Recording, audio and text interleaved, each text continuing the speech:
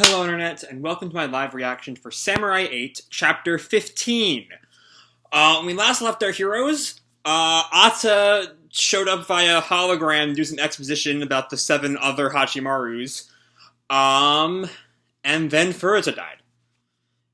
And that was, a pretty heavy chapter. So let's jump right on into Chapter 15, where we open on a gravestone. Here sleeps Hachimaru's father, Furuta. Oh boy. Chapter 15, Hachimaru's Way. Alright, scan later page. Hachimaru was in front of his father's grave. And that's kind of where we open with him and Daruma standing in front of Furuta's grave. Outside the old house. About that guy, Ata. This is Hachimaru talking to Daruma. He said he was your former student. Can you tell me everything you can about him? Before I do that, first you need to understand our galaxy's current situation. This might get long. Oh boy, we're going into some more exposition. I mean, there's a lot of exposition in this series, just because there's so much lore here that, that is all important, but has not really been tapped into.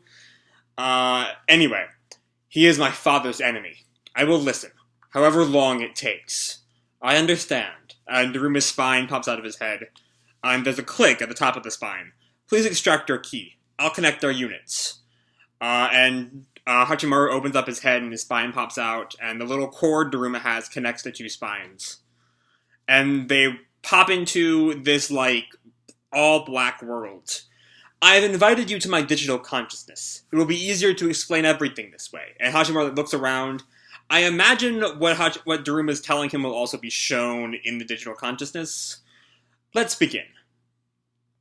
Once, there was a samurai who served Lord Akala. That man preached without belonging to any of the schools. After a while, he created his own school. That was the Uchuzuma school, which is Ata's school, if I recall correctly. The founder's name was Kaba, a man so powerful he could single-handedly eliminate whole planets.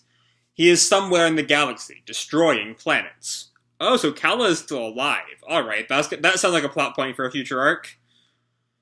We Vajrayaksa School have tried to stop Kala ever since. Our leader has been stopping his onslaught for centuries now. But we were betrayed by one of our own. He became Kala's right-hand man. Hachimaru turns. That was Ata, right? Yes. Ata the Unparalleled. Why did he betray you? There were many reasons, but if I were to put it simply, he did it out of selfishness. Ata was a strong warrior. He got even stronger in Uchuzuma, enough to destroy some planets in this galaxy. I've been entrusted by a task by our leader in order to stop Uchuzuma. There's a hidden so-called Pandora's box that contains power that can save galaxies. I was tasked with finding the samurai who could open that box. To be precise, there are 7 key memory units, the 7 keys. So here's something this kind of brings to fore something that's kind of been, simmering in my mind, but it's kind of at the forefront. We know Kishimoto loves dipping into mythology in his works. Naruto is full of allusions to classic Japanese gods and goddesses. And Pandora's box is, of course, from Greek mythology. And I'm assuming Kishimoto's done his research and knows what Pandora's box is. Because in the Greek myth, for those of y'all who aren't caught up on your several thousand-year-old mythologies, opening Pandora's box is what brings all of the world's ills into the world. It's never a good thing to open Pandora's box. So we'll see where the Pandora's box imagery ends up taking the series. I'm really curious about that. Anyway, there's a second box called Mandala's box that Uchuzuma people have been looking for. It seems they have found it. Mandala's box is said to contain power that can destroy galaxies. If they were to open it, Kala's plans would come to fruition. I'm not quite sure also why Kala wants to destroy galaxies, right? It's not really mentioned that. He is powerful and he's doing that. I imagine there's something that happened. I don't know if Daruma knows what happened, though, but I'm curious about that. Anyway, Ata said something about it, didn't he? Something like it belonged to Akala? To open either of the boxes, one would still need the 7 keys of the chosen samurai. Kala intended to open it with artificially created keys. but he seems to have failed, thanks to your father running away with you and hiding all those years. I remember them saying that Dad was a professor. I mean, I sorta understand. For the Uchuzma school, I'm a key for the box in the hands of an enemy. But for my dad, I was the key that could destroy galaxies, and at the same time, the key that could save galaxies as well. How did you know I was a samurai who could open that Pandora's box? Daruma pauses for a second. Our leader told me that there must be meaning in my ending up in this body devoid of light. I am blind, but there are times when I see everything. Cosmic harmony grants me this. When you became a samurai, I saw it. I saw a samurai holding a white soul sword, a wondrous presence standing powerfully beside a princess. From there on, I knew you would become that samurai. And now we're back to our princess-samurai dichotomy, which is one of the things I'm very, very uncertain about with this series. We're doing such a good job ignoring it, but it's back. For a little bit. Doesn't look like we're going back into it, though. As Daruma continues, samurai have many different roles. That is our way. Mine is to find the keys to the box. And yours... and Hachimaru cuts in, you really believe in me, don't you? The look in your eyes is different to Ata's. And we get a shot of his eyes, that are very, I'm trying to find the word for them. Very, I guess, concerned? Meanwhile, we cut to Anne and Hagamichi outside. They're talking to another princess, whose name I don't remember. We're on high alert after Princess Sa and Lord Mujin's deaths. And you want to go outside? And even take Anne? The enemy's target was Anne's fated samurai, Hachimaru. Excuse me. If we stay on this planet, another assassin might come. It'll be difficult to capture him if we keep moving. And the princess pauses and Anne looks at her. Anne?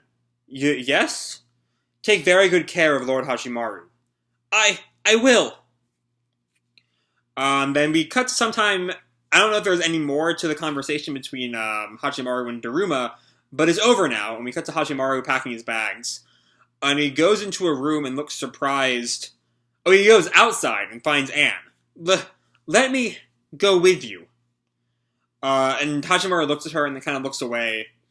And then he looks at the life support machine.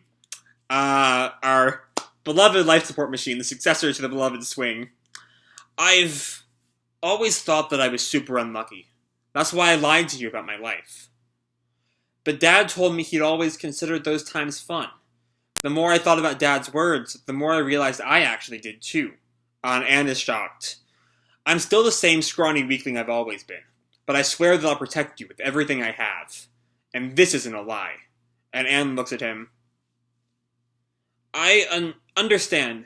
So first, please learn to listen to people without interrupting. And Hachimaru kind of stops for a second. Oh, okay. And one more thing.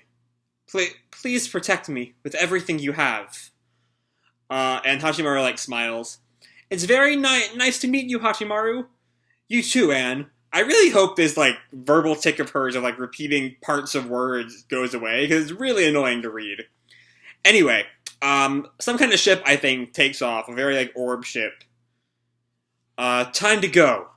Let us get to my hideout first. And Hachimaru and Daruma and Hagamichi are all on their key holders. Anne is on Daruma's.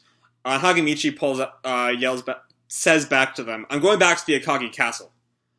I don't know if Hagamichi is going there for good or if he's going to end up joining them on their journey. That's kind of unclear. I imagine he's going to stay back at the castle and it's just going to be the three of them. And Hachimaru sees the grave again. And he hops off Hayataro. Sorry, one moment. And he runs back to the grave as Daruma and Anne look at him. I'll definitely defeat your enemy, Dad. I'll come back when I've done that, okay? And he turns back. I have someone I want to protect now. That'll make my life way better, right? So you don't have to worry about me anymore. I'm not about to let you see me cry all the time from that cloud up there you're watching me. I'll keep my promise to laugh and keep faking it until I make it. And he prays. Anne, the galaxy, the last promise I ever made to you. I won't let go of any of them. Please accept this in my filial piety rituals. I will channel that filial piety into my way of a samurai. Goodbye, Dad. We cut back up to the moon that is still split in half, I think from when Ata first got here. What? Moon is falling down because it was split in half? We're back with Hagamichi and the princess. The castle's in chaos. We've contacted other castles trying to think of a solution, but I don't know if we'll make it. And Hagamichi pauses for a second. It must be destiny that brought Lord Daruma to this planet. I think I know what we can do. I see. That is the present Atta left me. Back to Daruma. Please. And Hagamichi has called them and filled them in on everything. No, master, it's not the time for showing off. It's just the right time, Hachimaru. I'll teach you one of my powerful moves. After all, the first step to protecting the galaxy is to protect this planet. And we see these kind of a couple of explosions come on the mountain. Now first, I'll move my hideout. Flykin. A huge satellite is falling down, and the counterattack involves a giant holder. Chapter 15, end. Alright. So, we got some good things here. Especially with, how there's a sense of vagueness to the backstory that implies there's something more going on. Especially with how little real information we get about Kala. All we really know is that he has the power to destroy planets, and he destroys planets. And that's really it. And that he was not part of any samurai school. Beyond that, there's not a whole lot we find out about him, besides he's bad. So I'm hoping there's more to him than that. It'd be kind of lame if he's just kind of, oh yeah, I destroy planets for chits and giggles or something. I don't know. That sounds kind of boring. So hopefully there's more to it than that. My big issue with this chapter is really my big issue with the series as a whole, and that is, again, the very, I'm not a big fan of the samurai princess dynamic. Especially given that, almost all of the samurai we've met are men. In the case of, what's-their-face, at the very least, assigned male at birth, what was their name? Nanashi? I think? I don't remember. From way back in chapter 2 or 3. And so there's this really weird, gender dynamic between, samurais and princesses, that I brought up a lot before Atta showed up, and had been gone while Atta was here, which was good. But now we have this whole, please protect me, which is it's not yet making her just into a damsel, but it's a step there that I'm not a fan of. And I want Anne to be much more of a character than just some prize for Hachimaru to protect. I want her to be I don't want her to be a Nezuko, alright? I want her to have a personality that's not wrapped up in the men in her life. Sorry for people who enjoy Nezuko from Demon Slayer. She's just really, really not written at this moment in the anime, and I'm more than happy to complain about Nezuko all day long, because I'm really tired of her. Anyway, beyond that, I'm curious, I don't know, I'm interested in what Daruma is going to do to the moon. I'm not quite sure what he's done in this final moment. I can't quite make out, is the joke... Oh, I think the moment is that the thing is that his hideout is a giant key holder. Okay. And it's with that giant key holder that he's going to handle the moon. I think. I don't know. We'll have to find out more next week. But that's all I really have to say for this week's chapter. Hope you'll enjoy the chapter and the video itself. If you did, feel free to drop me a like or subscribe or, do whatever makes you happy, And remember, your life is your own, okay? Bye!